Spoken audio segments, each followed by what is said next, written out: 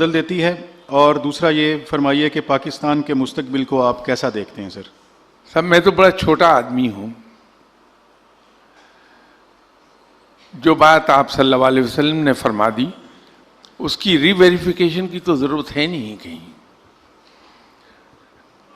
کیونکہ یہ ہمارا ایمان ہے کہ آپ صلی اللہ علیہ وسلم کا فرمایا ہوا ایک ایک لفظ پتھر کی لکیر ہے، وہ سچ ہے. تو یہ تو آپ صلی اللہ علیہ وسلم نے فرمایا کہ دعا تقدیر بدل دیتی ہے. تو مجھ جیسے گناہگار آدمی سے اس کا سوال، جہاں تک پاکستان کے مستقبل کی بات ہے، بہت زمانہ پہلے کی بات ہے کہ مجھے یہ کہا گیا کہ مدینہ یونیورسٹی کے پروفیسر، سینئر پروفیسر ہیں جو لاہور تشریف لائے ہوئے ہیں سرکاری مہمان کی حیثیت سے، انہوں نے اس بات کی خواہش کا اظہار کیا ہے کہ میں اس نام کے ایک شخص سے ملنا چاہتا ہوں جو لاہور میں ہے. تو آپ یہ بتائیے کہ پروفیسر صاحب کب تشریف لے آئیں. تو میں نے عرض کی کہ وہ پہلی بات تو یہ ہے کہ مدینہ منورہ سے تشریف لائے ہیں، ویسے ہی قابل احترام ہیں کہ وہ آقا دو جہاں صلی اللہ علیہ وسلم کے شہر سے ہیں. اور دوسری بات یہ کہ وہ مہمان ہیں تو میں ان کی خدمت میں حاضر ہوں گا، وہ کیوں آئیں. تو میں ان کے پاس چلا گیا جہاں ٹھہرے تھے اور ان سے بات ہوئی. تو مجھے فرمانے لگے کہ ہمارے یہاں ایک میگزین ہے، اس میں آپ کے حوالے سے ایک مضمون چھپا ہے جس میں آپ نے یہ کہا ہے کہ انڈیا اور پاکستان کی ایک جنگ ہوگی، اور اگرچہ پاکستان کے مین اینڈ میٹیریل لاسز اس میں بہت ہیوی ہیں، لیکن پاکستان اس جنگ سے فاتح کی حیثیت سے ایمرج ہوگا اور اس کے بعد پھر اسلامک ورلڈ کی لیڈرشپ سنبھالے گا. تو یہ آپ نے کس بنیاد پر کہا ہے؟ تو مجھے یہ خدشہ ہوا کہ شاید اپنے مسلک کی وجہ سے ان کو میری یہ بات کہنا برا لگی ہے، اور دوسرا یہ ہے کہ چونکہ جس ملک سے ان کا تعلق ہے وہ لیڈرشپ کے بارے میں ان کا خیال ہے کہ شاید اسلامک ورلڈ کی لیڈرشپ ان کے پاس ہے. تو اب اگر میں کوئی جواب انہیں دیتا ہوں تو وہ آداب میزبانی کے خلاف ہوگا کہ یہ ہمارے مہمان ہیں، میں ان کو ایسا جواب دے دوں جس سے ان کا دل دکھے. تو ایک لمحے کے لیے میں نے سوچا کہ کوئی درمیان کا راستہ نکل آئے. تو ایک دم سے میری زبان سے بات نکلی کہ آپ کو ان میں سے کون سی بات حقیقت سے دور لگی ہے؟ تو میں بڑا ریلیکس ہوا جب انہوں نے جواب دیا کہ نہیں، مجھے اعتراض کوئی نہیں ہے ان پر کسی پر، میں تو صرف یہ جاننا چاہتا تھا کہ اس کے فیکٹرز کیا ہیں.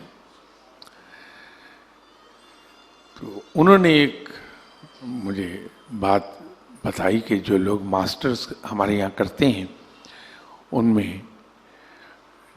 جو ٹاپ کے لڑکے ہوتے ہیں ان کی ہم ایڈوانس ایجوکیشن کرتے ہیں، اور پھر وہ وہاں سے لیے جاتے ہیں خانہ کعبہ کے امام اور مسجد نبی صلی اللہ علیہ وسلم، مسجد قباء. تو میں ان کو پڑھاتا ہوں ایڈوانس لیول پر. تو میں نے یہ آرٹیکل اپنے شاگردوں سے ڈسکس کیا تھا. تو ان میں سے اکثر کا خیال یہ تھا کہ یہ غزوہ ہند کا ذکر کر رہے ہیں جو صاحب بات کر رہے ہیں، اور اب یہ کس کو پتا کہ غزوہ ہند بپا ہو گیا ہے یا ابھی ہونا ہے. کیونکہ شہاب الدین غوری،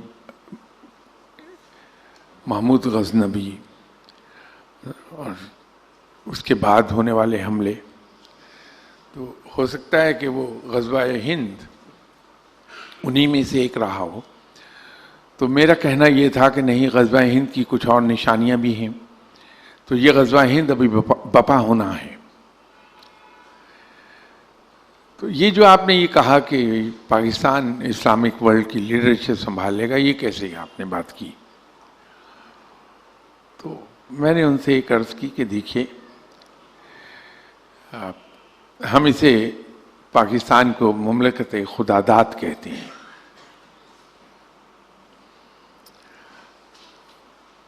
اس ملک کی بہت سی پیکولیرٹیز ہیں جو کسی اور ملک کے ساتھ نہیں ہیں۔ تو اس کی ایک پیکولیرٹی تو یہ ہے کہ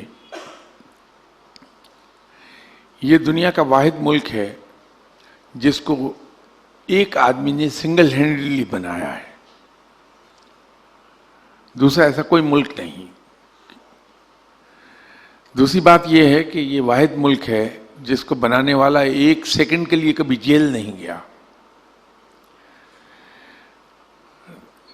اور تیسری پیکولیرٹی اس کی یہ ہے کہ یہ واحد ملک ہے جس کے بنانے میں خون کا ایک قطرہ بھی نہیں بہا۔ وہ اور بات ہے کہ بعد میں جو ہجرت ہوئی اس میں بہت نقصان ہوا مسلمانوں کا، لیکن بنانے کے پروسیس میں ایک قطرہ لہو کا نہیں بہا اس کا۔ اور دنیا کا یہ واحد اسلامک ملک ہے جس کی شروع دن سے ہی تقریباً 2800 میل لمبی سرحدیں ایک کافر ملک کے ساتھ ملتی ہیں۔ اب تو 1400 میل ہیں، اس وقت وہ تقریباً کوئی 2600 کے قریب تھی، کیونکہ ایسٹ پاکستان کو ریفر کر رہا تھا کہ 47 میں ہمارا حصہ تھا وہ۔ اور یہ دنیا کا واحد اسلامک ملک ہے جس کو بننے کے ساتھ ہی کسی کافر ملک کے ساتھ زمین کے ایک ٹکڑے کا جھگڑا مل گیا ہو۔ یہ ساری پیکولیرٹیز ہیں جو پاکستان کے ساتھ ہیں۔ پھر جن مالی مشکلات کا شکار یہ ملک رہا ہے وہ بھی انپریسیڈنٹڈ ہیں، لیکن یہ جو کچھ ہمارے ساتھ پیکولیرٹیز تھیں کہ اتنی لمبی سرحدیں ایک کافر ملک کے ساتھ ملتی ہیں، زمین کا ایک ٹکڑا، ایک حصہ آبادی کا وجہ تنازع بن گیا ہے پہلے دن سے ہمارا، یہ بلا وجہ نہیں تھی رب تعالیٰ کی طرف سے۔ یہ در حقیقت قدرت ہمیں فورس کر رہی تھی کہ وسائل نہ ہونے کے باوجود ہم اسلامک ورلڈ کی سب سے بڑی آرڈننس فیکٹریز قائم کریں، کیونکہ ہماری سروائیول خطرے میں تھی۔ ہم وسائل نہ ہونے کے باوجود اسلامک ورلڈ کی لارجسٹ ٹرینڈ آرمڈ فورسز کھڑی کریں، یہ ہمیں قدرت نے مجبور کر دیا تھا۔ نتیجہ یہ ہوا کہ ہم نے اس مجبوری کے ہاتھوں یہ سب کیا وسائل نہ ہونے کے باوجود۔ لیکن ہم سے ایک جگہ جا کے غلطی ہو گئی کہ رب تعالیٰ تو بہت میتھوڈیکل ہے، بہت سسٹم کے تحت کام کر رہا ہے۔ ہم نے اس کی جو پرائیورٹی آرڈر ہے اس کو ڈسٹرب کیا۔ ہم نے پرائیورٹی آرڈر رب تعالیٰ کا یہ ہے کہ سب سے پہلے منکر، پھر مشرک اور پھر منافق۔ ہم نے اس پرائیورٹی آرڈر کی خلاف ورزی کر ڈالی اور 2 جنگیں ہم نے مشرک کنٹری کے ساتھ لڑ لی۔ نتیجہ یہ ہوا کہ اس کے نتائج کوئی زیادہ پازیٹیو نہیں نکلے۔ لیکن جب ہم اس پرائیورٹی آرڈر کے مطابق موو ہوئے اور ہم نے سب سے پہلے منکر خدا کو للکارا ہے، تو اللہ نے وسائل ہمارے ایسے پیدا کر دیے کہ ہمیں اس میں سکسیس ہو گئی، اور وہ منکر خدا جو اسٹیٹ تھی وہ ٹکڑے ٹکڑے ہو گئی، اور اس میں سے بہت سی مسلمان ریاستوں نے جنم لیا۔ اب باری آئی ہے مشرق کی۔ اب جب ہم للکاریں گے مشرق ملک کو تو رب تعالیٰ ہماری اسی طرح غائب سے مدد کرے گا اور اس میں ہمیں فتح ہو جائے گی۔ تو یہ میں نے ان سے کہا تو میری توقع کے خلاف جواب آیا، تو انہوں نے فرمایا کہ آپ درست کہہ رہے ہیں۔ یہ میں نے آپ کو پاکستان کے بارے میں احوال بتا دیا کہ میں کیسا دیکھتا ہوں پاکستان کو۔ جی بہت شکریہ سر، بڑا تفصیلی جواب۔ یہ مرزا تنویر علی صاحب ہیں، اور سوال کے اندر یہ ایک فرمائش بھی پوشیدہ ہے۔ فرماتے ہیں کہ منزل ولایت یا ولی اللہ ہونا عطائے ربی ہے، سوالیہ نشان، یا محنت اور کوشش عشق سے بھی کوئی ولی بن سکتا ہے؟ کیا ولایت کے ثمرات کو بانٹا جا سکتا ہے؟ اگر ثمرات کو بانٹا جا سکتا ہے تو اپنے حصہ ولایت سے مجھے بھی آج حصہ دیجیے۔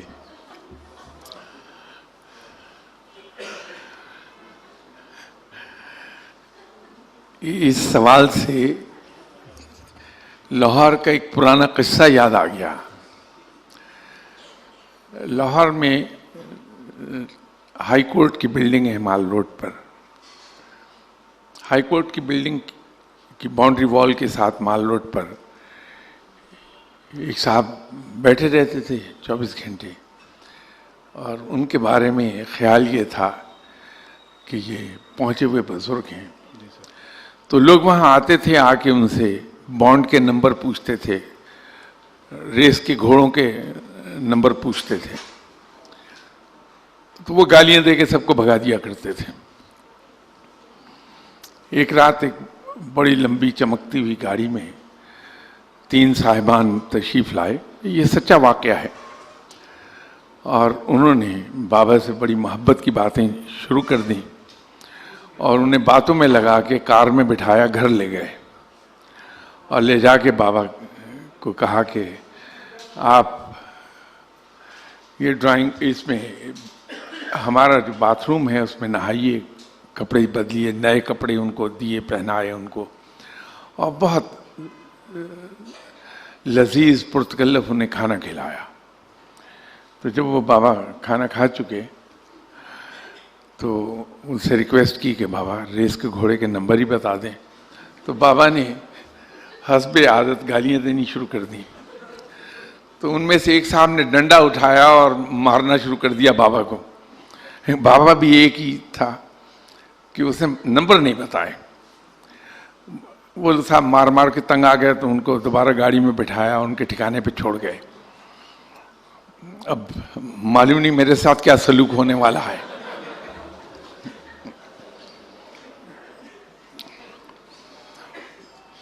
بات یہ ہے کہ دیکھیے، بنیادی چیز یہ ہے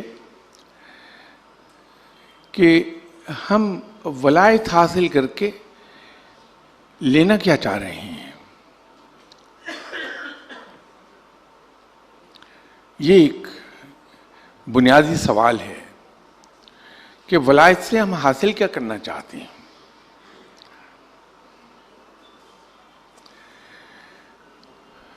اگر تو ولایت سے ہم کوئی کشف و کرامات حاصل کرنا چاہتے ہیں تو یہ کون سی بڑی بات ہے، یہ تو غیر مسلموں میں بھی ہے، یہ جانوروں میں بھی ہیں۔ آپ کو کتے بلیاں زلزلے کے آنے سے کوئی 72 گھنٹے پہلے اطلاع دیتے ہیں کہ زلزلہ آنے والا ہے۔ ضرورت صرف اس بات کی ہے کہ وہ چونکہ بے زبان ہیں تو ہمیں ان کے رویوں سے یہ بھانپنا پڑے گا کہ یہ زلزلہ آنے والا ہے۔ پرندے اطلاع دے دیتے ہیں زلزلے کی، سیلاب کی، بارش کی۔ تو پھر تو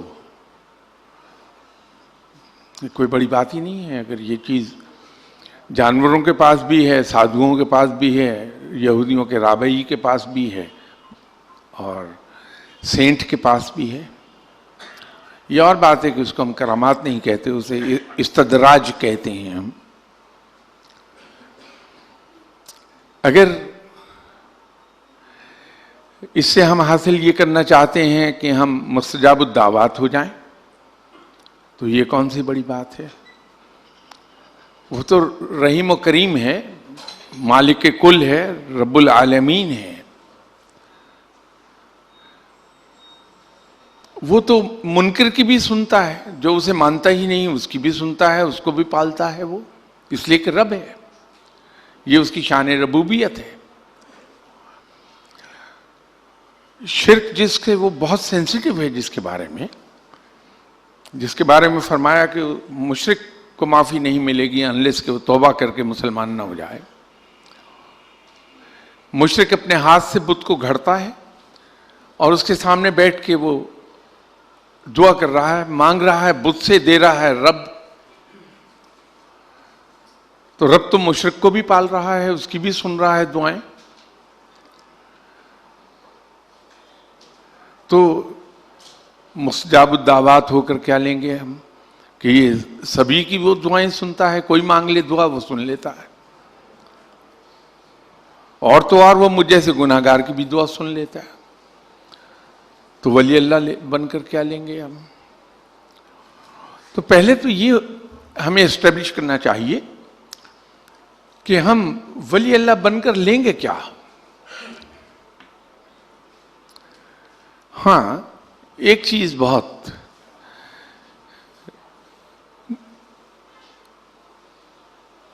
ویلیویبل ہے, اس کی خواہش کی جانی چاہیے, اور وہ ہے کہ مجھے قرب الہی مل جائے, مجھے رب کی دوستی مل جائے, اور اگر حوصلہ ہے تو پھر کہ مجھے رب مل جائے.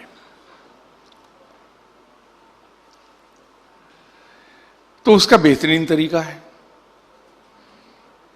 اور وہ ہے رب کی بندگی. تو اس کی غیر مشروط بندگی اگر کر لی جائے تو رب کی دوستی مل جائے گی, رب کا قرب مل جائے گا.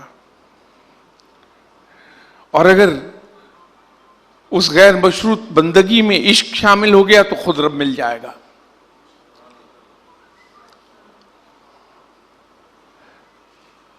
لیکن وہ بندگی غیر مشروط ہے.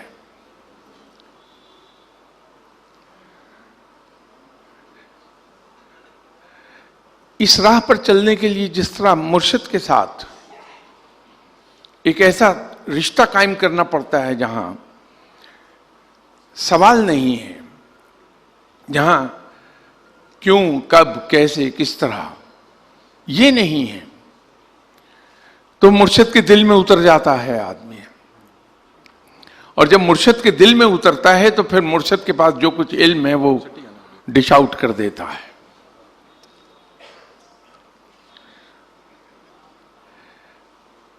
تو رب کی غیر مشروط بندگی محبت کے ساتھ, عشق کے ساتھ ہمیں رب کے قریب لے جائے گی. فقیر کو یہ سب چیزیں اللہ عطا کرتا ہے اپنی رحمت کے صدقے. بلکہ یوں میں عرض کروں گا کہ فقر میں یہ کشف و کرامات تو سب سے ابتدائی سٹیجز کا انعام ہے, جو ابھی ابتدا کیے ہوئے ہے اس راہ کی. وہ منزلیں طے کر رہا ہے, ابتدائی منزلیں طے کرتا ہے تو اسے کشف اور کرامات حاصل ہو جاتی ہے.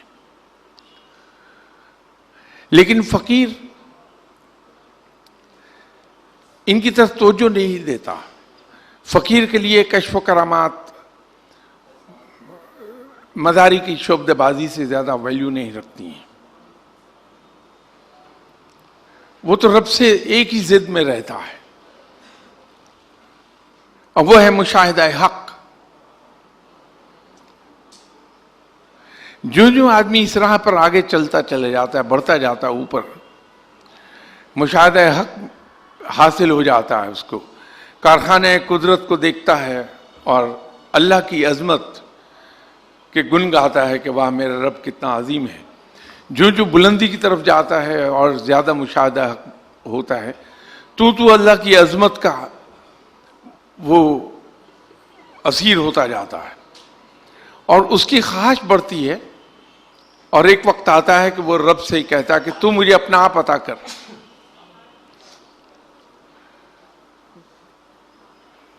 میں نے جیسے عرض کیا کہ یہ مغربی تعلیم انسان کو لاجک کی طرف لے کے جاتی ہے۔ ایک بار میں اپنے مرشد صاحب کے پاس بیٹھا ہوا تھا، تو اس دن خلاف معمول بڑے جوش سے وہ باتیں کر رہے تھے، تو میں بھی خوش تھا کہ ایسا موڈ ان پر طاری ہو جائے تو علم کے خزانوں کے منہ کھل جاتے ہیں، تو بہت کچھ سیکھتا ہے انسان اس دن۔ پھر تو بڑے جوش و خروش میں بول رہے تھے، تو بولتے بولتے کہنے لگے کہ میاں میں نے تو ایک دن رب سے کہا کہ اٹھا اپنا سب کچھ لے جا، مجھے تیرا کچھ نہیں چاہیے، تو اپنا صرف ذکر چھوڑ جا۔ اب وہ ایک لمحے کے لیے مجھے جھٹکا لگا کہ یہ کیا شرک بول دیا مرشد صاحب نے، لیکن اگلی لمحے بات سمجھ میں آئی کہ اگر رب تعالیٰ اپنا ذکر چھوڑ گیا تو لے کے کیا گیا، وہ تو سب کچھ وہیں چھوڑ گیا۔ تو بات یہ ہے کہ ولایت لے کر ہم کیا کریں گے؟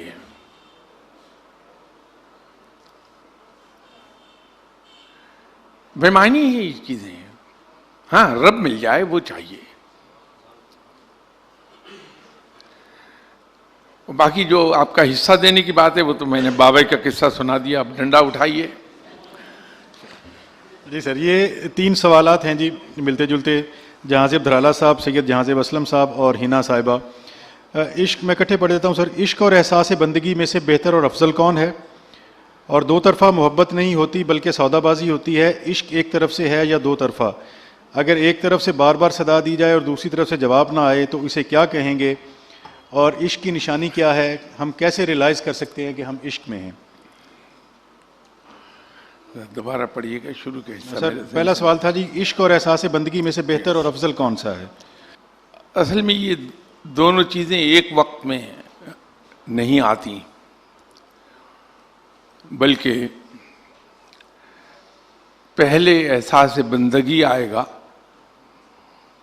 اور اس کے نتیجے میں، بندگی کے نتیجے میں عشق حاصل ہوتا ہے۔ جیسے میں نے آپ سے عرض کیا کہ جب آدمی غیر مشروط بندگی کرتا ہے تو رب راضی ہوتا ہے انسان سے، اور رب تعالیٰ اسے دین کی سمجھ عطا فرما دیتا ہے، اور جسے دین کی سمجھ عطا فرماتا ہے اس کو فہم و فراست بے پناہ عطا فرما دیتا ہے، اور جس کو فہم و فراست مل گئی، جسے عقل عطا ہو گئی، تو ایسنس آف رب، ایسنس آف وزڈم خود رب ہے، اسے رب مل گیا۔ تو جب اس کی عظمت کو انسان دیکھتا ہے تو اس کے عشق میں مبتلا ہوتا ہے۔ تو ضروری یہ ہے کہ پہلے اس کی عظمت